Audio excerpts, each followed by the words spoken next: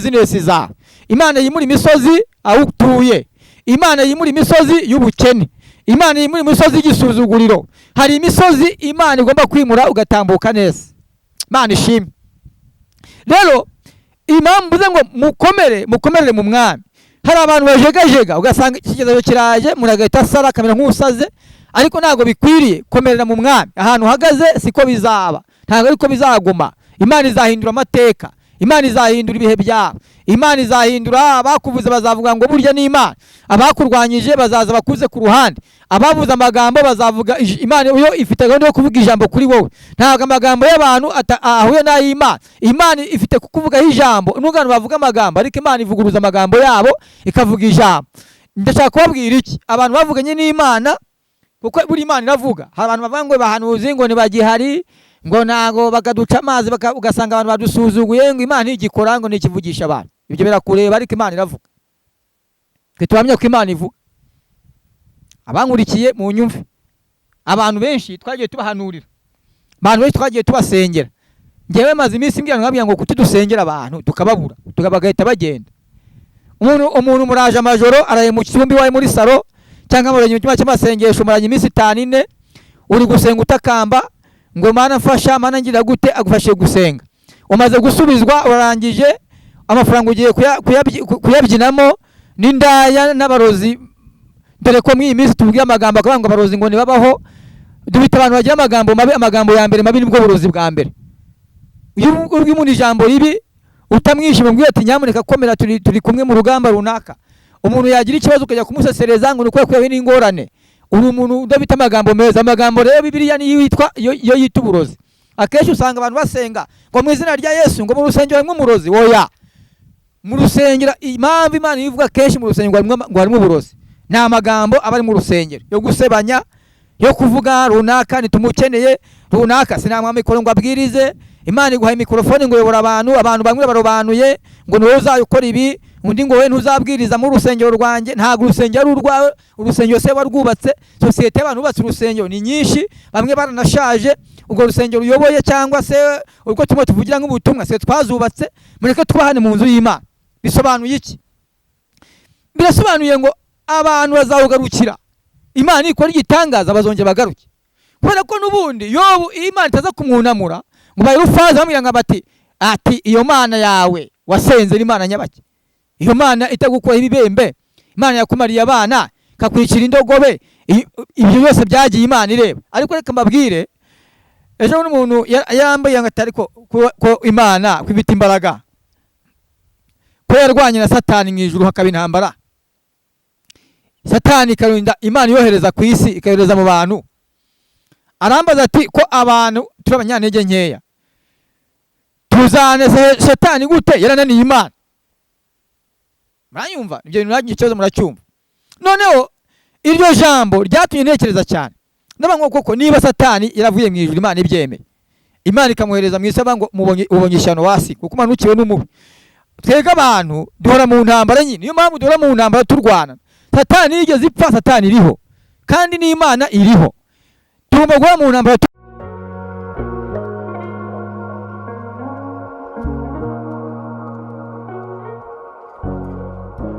Kubakira bakunzi ba Gasabo TV, arashize umwanya mutoya turongera kumva ibiganiro bya Gasabo TV. Uyu munsi rero mwa kino gitondo mukozi w'Imana Kanani Jean Baptiste yongeye kutuzanira abatumirwa. Twagira ngo nubundi abahikaze abanze asenga Imana, namara gusenga ahikaze umukozi w'Imana bicaranye hariya nawe yatwibwire, ubundi akomeze agaseke yatuzaniye impamba dupfunyikiye ayitugezeho. Mukozi w'Imana Kanani, ijambo ni iryawe. Murakoze, turabashimiye.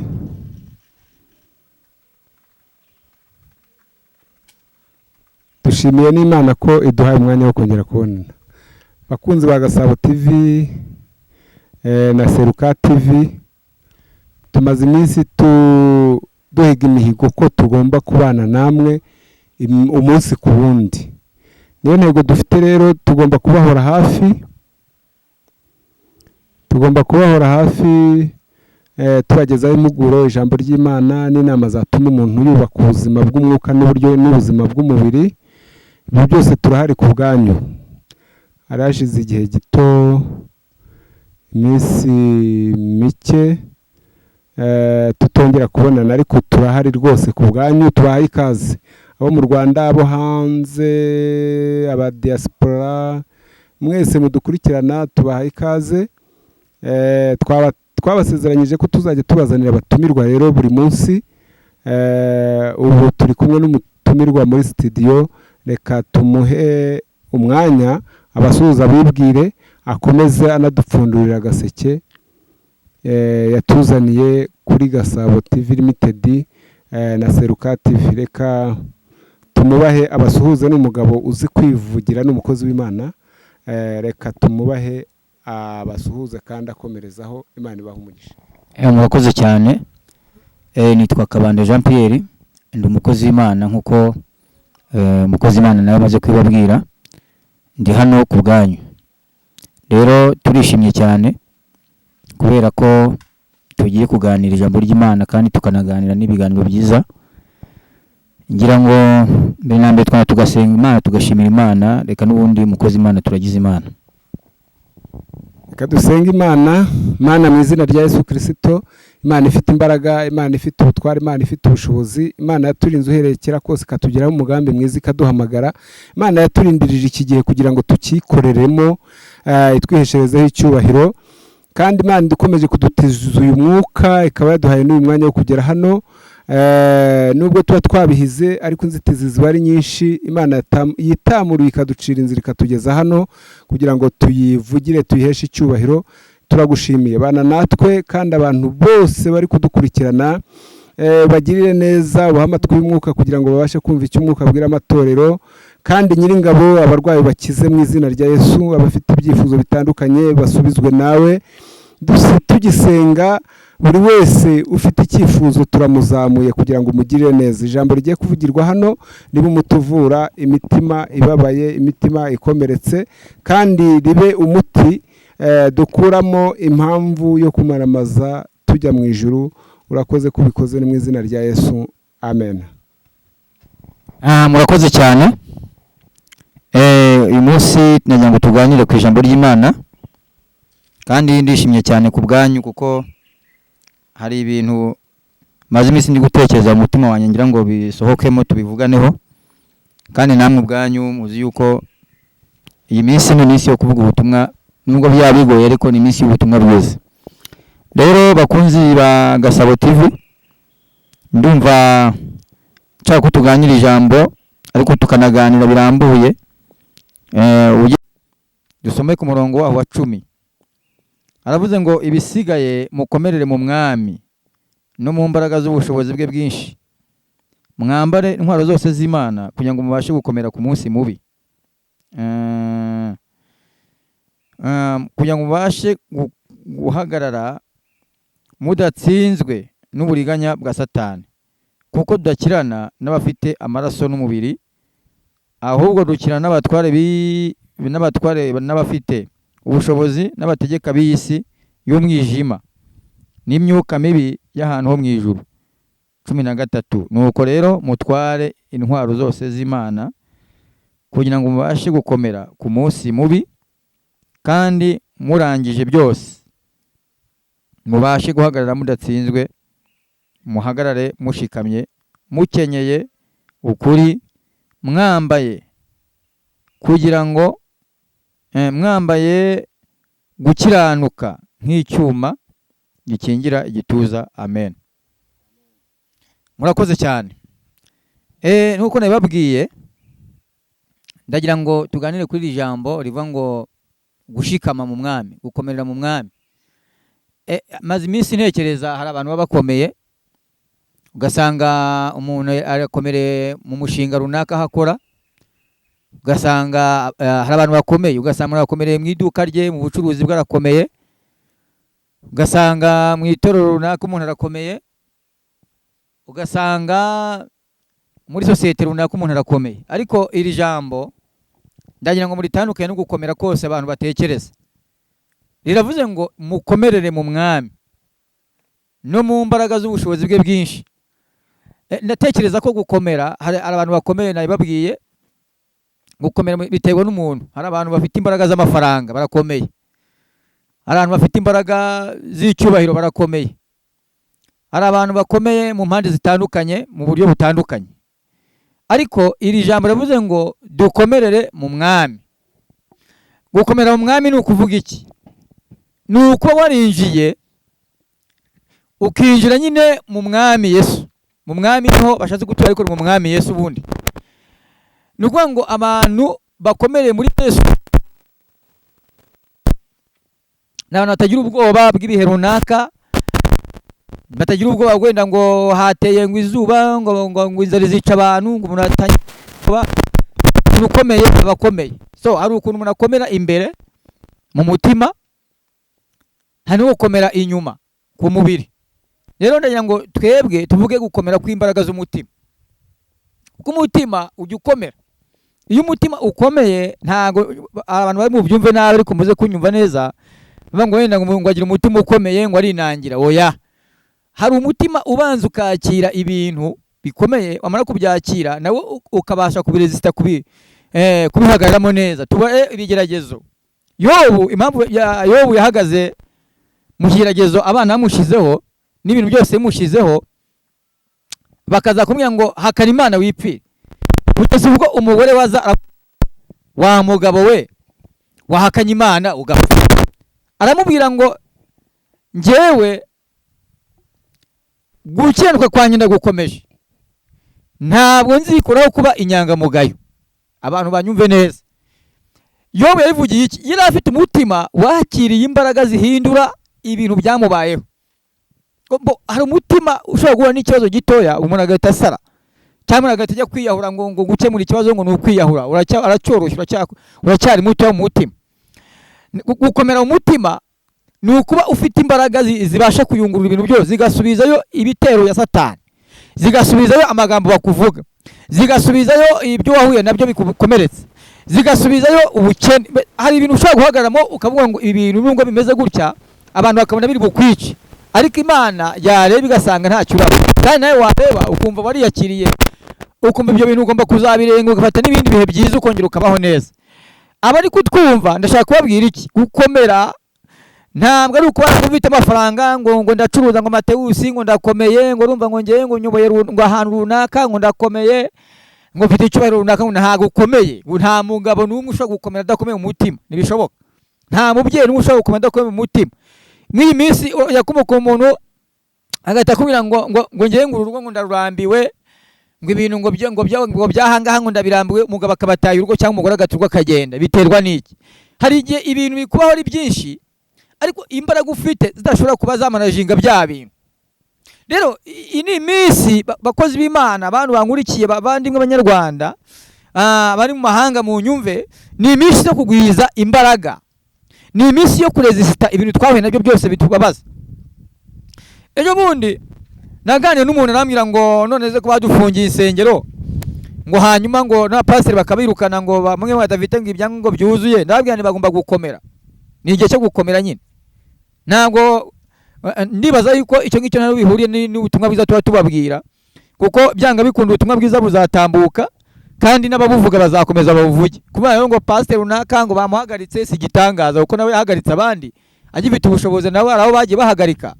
Ntabwo ibyo ngibyo bisobanuye ngo umuntu ngo agiye kugenda ngo agwe ngo yigire umuntu w'intakoreka ngo nuko ngo bafunze ngo urusengero ngo nukubera ko ngo bampagaritse ngo bagiye ngo byanyize gutya. Ibyo bintu babanza babyumve, bivugiye kuri kamera, bivugiye kuri televiziyo, abantu bose baranyumva.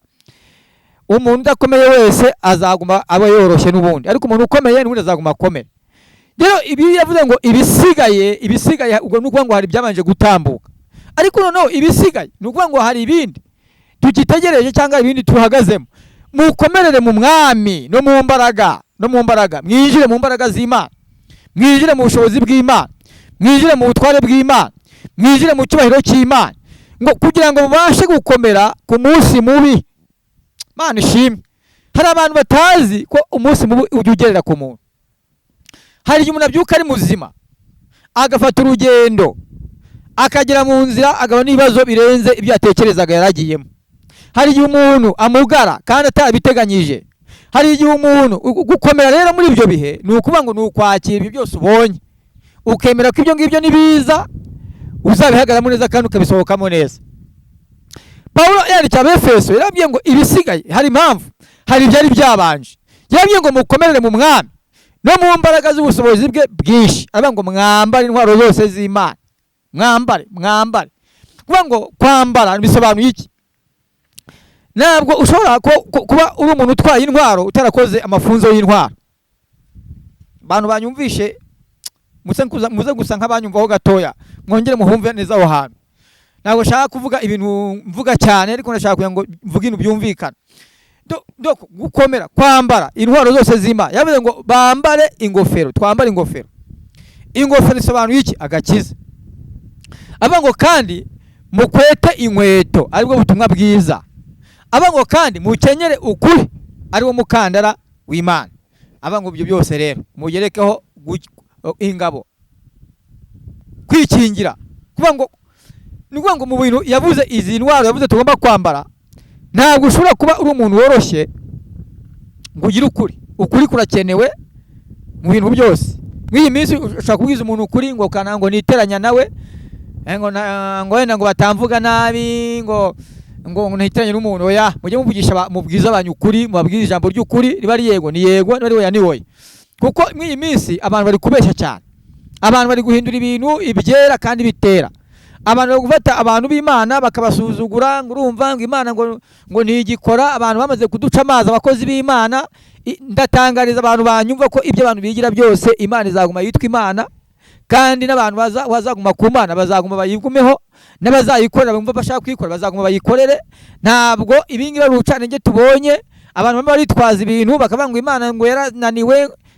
Nanjye natangaze n'ikindi kintu, nta muntu ushobora kurwanya Imana ngo ayitsinde. Imana, abantu babita amagambo yo kurwanirira Imana bayihorere. Imana irihagije, Imana irirwanira, Imana ifite ingabo zayo, Imana ifite ubushobozi bwo guhagarika ibintu byose bigahagarara. Imana ifite ubushobozi bwo gukuraho ibintu byose bikavaho. Imana yavuze ngo yimura imisozi, niko Yobu yavuze. Yavuze ngo yimura imisozi itabimenye. Impamvu yavuze iri jambo, yarabonye Imana imwunama imukuyeho bya bintu byose bamubonagaho, bya bibembe kwa kubemba na kwa kubabara. Avuga ngo yimura imisozi. Reka mbabwire, nanabahanurire muri iri sengesho turimo dusenga no mu butumwa bwiza turi gutanga. Hari imisozi ihagaze imbere yawe Imana itazakundira yuko igomba guhagarara imbere yawe. Hari ibintu byakwitambitse bituma udashyikira ibyo wagumye gushyikira, Imana itazakundira ko bigomba guhagarara imbere yawe. Ndagutangariza aya magambo meze nk'uguhanurira. Niba unyumva ahantu uri, ntabwo umusozi uhagaze imbere yawe ari iteka ryawo, kuko Yobu yaravuze ngo yimura imisozi. Impamvu ni iyi, yarabonye Imana imukuyeho bya bibembe n'abantu bamaze kubona ko Yobu Imana imukijije baragaruka. Abantu bazawugarukaho mu gihe uzabonye ko Imana igukoreye igitangaza. Wigira ubwoba ngo abantu bakuvuyeho, uvuga ngo abantu baragiye, ngo abantu baranyanze, ngo abantu baranaye. Oya, wigira ikibazo. Ibyo ngibyo bizaterwa n'imisozi iri imbere Imana izamaze gukuraho. Iyo misozi nivaho nibwo bazavuga ngo burya Imana igira gute irakora. Yobu yabonye Imana igaruye ibintu byose, abantu baragaruka bavuga business za Imana yimura imisozi aho utuye, Imana yimura imisozi y'ubukene, Imana yimura imisozi y'igisuzuguriro. Hari imisozi Imana igomba kwimura ugatambuka neza. Imana ishimwe. Rero impamvu mvuze ngo mukomerere mu mwami. Hari abantu bajegajega ugasanga ikigezo kiraje muragahita sara kamera nk'usaze, ariko ntago bikwiriye. Komerera mu mwami. Ahantu uhagaze siko bizaba, ntago ariko bizaguma. Imana izahindura amateka, Imana izahindura ibihe byawe, Imana izahindura. Abakuvuze bazavuga ngo burya ni Imana, abakurwanyije bazaza bakuze ku ruhande, abavuze amagambo bazavuga Imana yo ifite gahunda yo kuvuga ijambo kuri wowe. Ntago amagambo y'abantu ahuye n'ay'Imana. Imana ifite kukuvugaho ijambo. N'ubwo bavuga amagambo, ariko Imana ivuguruza amagambo yabo ikavuga ijambo. Ndashaka kubabwira iki, abantu bavuganye n'Imana, kuko buri Imana iravuga. Hari abantu bavuga ngo bahanuzi ngo ntibagihari, ngo nago bakaduca amazi ugasanga abantu badusuzuguye, ngo Imana ntigikora, ngo ntikivugisha abantu. Ibyo birakureba, ariko Imana iravuga. Twe tuhamya ko Imana ivuga. abankurikiye mu nyumve, abantu benshi twagiye tubahanurira, abantu benshi twagiye tubasengera. Ngewe maze iminsi mbwira nkabwira ngo kuki dusengera abantu tukababura bagahita bagenda. Umuntu muraje amajoro araye mu cyumba iwawe muri salo cyangwa muranye mu cyumba cy'amasengesho, muranye iminsi 5-4 uri gusenga utakamba ngo Mana mfasha, Mana ngira gute, agufashe gusenga. Umaze gusubizwa, urarangije, amafaranga ugiye kuyabyinamo n'indaya n'abarozi. Dore ko mw'iyi minsi tuvuga amagambo akabanga abarozi ngo nibabaho, dubita abantu bagira amagambo mabi. Amagambo ya mbere mabi nibwo burozi bwa mbere. Iyo ubwiye umuntu ijambo ribi utamwishima, mbwiye ati nyamuneka komera, turi kumwe mu rugamba runaka. Umuntu yagira ikibazo ukajya kumusesereza ngo nuko yakuyeho n'ingorane, uri umuntu udafite amagambo meza. Amagambo rero Bibiliya niyo yitwa yo yita uburozi.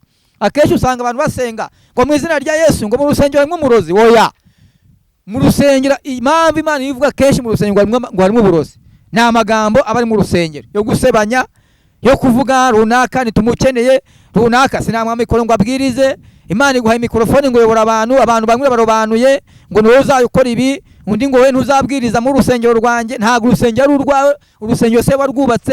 Sosiyete y'abantu bubatse urusengero ni nyinshi, bamwe baranashaje. Ubwo rusengero uyoboye cyangwa se ubwo tumwe tuvugira nk'ubutumwa se twazubatse, mureke twahane mu nzu y'Imana. Bisobanuye iki? Birasobanuye ngo abantu bazawugarukira, Imana ikora igitangaza bazongera bagaruke. Kubera ko n'ubundi Yobu Imana itaza kumwunamura ngo bayirufaza bamubwira ngo ati iyo Mana yawe wasenze ni Imana nyabaki, iyo Mana itagukora ibibembe, Imana yakumariye abana kakwicira indogobe, ibyo byose byagiye Imana ireba. Ariko reka mbabwire, ejo n'umuntu yambaye ngo atari ko Imana kwibita imbaraga, ko yarwanye na Satani mu ijuru hakaba intambara. Satani ikarinda Imana yohereza ku isi, ikayohereza mu bantu. Arambaza ati ko abantu turi abanyantege nkeya, tuzane Satani gute yarananiye Imana? Muranyumva? Ibyo bintu nagiye ikibazo muracyumva. Noneho iryo jambo ryatumye ntekereza cyane, ndavuga koko niba Satani yaravuye mu ijuru Imana ibyemeye, Imana ikamuhereza mu isi ngo ubonye ishyano wasi kuko umanukiwe n'umubi. Twega abantu duhora mu ntambara nyine, niyo mpamvu duhora mu ntambara turwana. Satani yigeze ipfa, Satani iriho kandi n'Imana iriho. Tugomba guhora mu ntambara. Ndatangariza abantu banyumva, mukomerere mu mwami, mukomere mushikamye, ntimunyeganyezwe n'amagambo, ntimunyeganyezwe n'ubukene, ntimunyeganyezwe n'inzara, ntimunyeganyezwe n'amatiku. Ngewe maze iminsi numbwira abantu mwabwira ngo amatiku narayahaze. Niba ari umuntu wahuye n'amatiku y'abantu, rwose nahuye nayo. Nabwiye abantu ngo bambabarire barekera aho ngaho, ariko n'ubundi bakomeza ngewe nzaguma mbe ngewe. Ntabwo ndwanirira Imana, Imana ifite imbaraga zihagije, ariko ndashaka kubabwira ijambo, mukomerere mu mwami no mu mbaraga z'ubushobozi bwe bwinshi.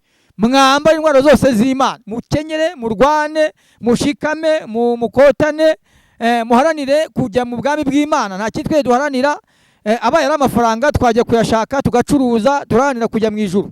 Icyo tubwira abantu kujya mu ijuru, ibindi byose babyigore babigabanye. Hari igihe ubwira umuntu ijambo ry'Imana bavuga ngo ni business barimo. Ntabwo twaje no kuri business, twaje kuyabona ijambo ry'Imana, dushora amafaranga yacu kugira ngo tubone ibikoresho, tubone uko tuganira n'abantu. Ntabwo tuba twaje kubabwira ngo baduhe amafaranga kuri YouTube cyangwa iki. Hari ibintu abantu bitiranya ugasanga ngo ni business. Ntabwo turi muri business, turi kubwira abantu ijambo ry'Imana.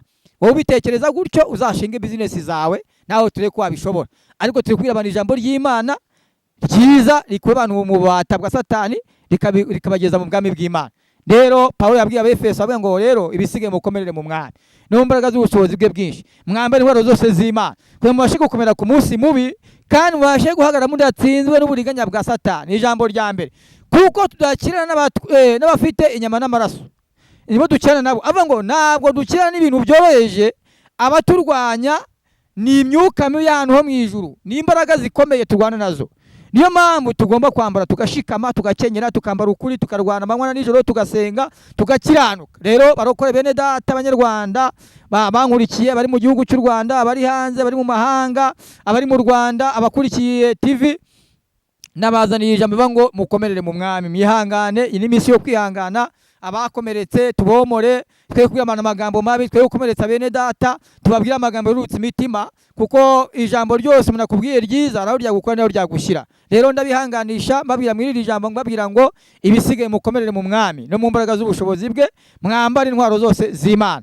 ndimo nderekeza ku musozi w'ikiganiro, ndagira ngo byibura abantu bafite imitima itinya batinyuke kubwira ijambo, abantu bafite abababwiye nabi mubirengagize, abantu bafite abarwanya muri za biro runaka, aho ukorera ntibakwishimiye, aho utuye ntibakwishimiye, muri kabine runaka muri biro ntibakwishimiye, hari bene so mudahuje, ariko Imana ishimwe yuko iri jambo rimanutse kugira ngo ukomere, kuko nta wakuremye, nta muntu waremye undi, nta n'umuntu uzakura undi ku isi Imana itabigize mu bushake, kandi aho tujya ni heza, ni mu bwami bw'Imana, nituharanira tukahakorera tuzagerayo. Ariko mureke tuganire gatoya, tunatekereze kuri iri jambo. Abantu hari ukuntu abantu benshi bakunda abantu bavuga cyane ngo bateza haleluya nyinshi ngo kuri YouTube ngo nibwo ngo abantu bari bubemere. Ntabwo twaje kwemeza abantu, twaje kubabwira ijambo ry'Imana.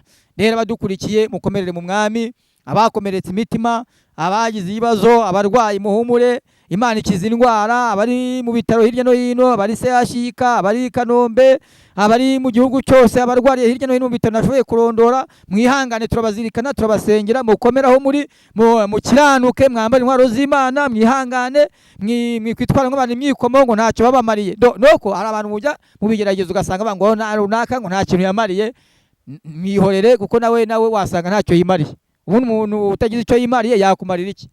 Imana niyo yonyine ifite icyo yakumarira, kandi Imana yamubwiye ngo kora iki yagikora. Twaje dusenga n'abantu benshi, n'impamvu ubona abahanuzi benshi bamwe bagiye bavuga batari ko twasengeye abantu, Imana ikadukoresha ibintu by'ibitangaza mu nsengero bagaragara.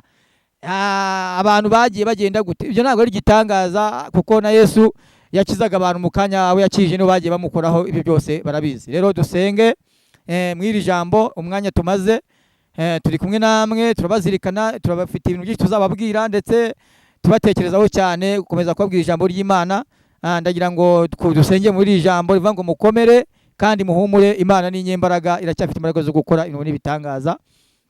Murakoze cyane. Reka tubasengera Imana itanga imbaraga zo gukomera.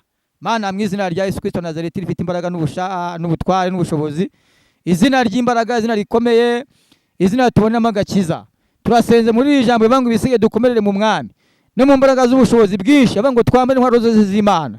Natwe turasenze mu izina rya Yesu, duhereza imbaraga zo gukomera, duhereza imbaraga zo gushikama, duhereza imbaraga zo guhagarara tudatsinzwe. Buri muntu wese mu ruhande rwe, abadukurikiye, abanyarwanda bari hanze y'igihugu, buri muntu wese umuhe imbaraga mu izina rya Yesu, kandi iri jambo rigende ricengere mu mitima y'abari bayihebye bananiwe, kugira ngo umuntu wese umuhe imbaraga zo guhagarara udatsinzwe n'ubwenge bwa Satani. Imbaraga z'Imana zisura abarwayi, imbaraga z'Imana zisura abananiwe, abahombye, babuze uko bagenza, abashonje bagaburire. Mana, ugira icyo ukora uyu munsi kugira ngo uhindure amateka ya buri wese, imbaraga zawe ziruke muri twebwe, kandi natwe duhe ubushobozi bwo gukomeza kuvuga ijambo ryawe duhagaze tudatsinzwe n'ubwenge bwa Satani, mu izina rya Yesu, amen, amen. Imana ibahe umugisha, murakoze cyane.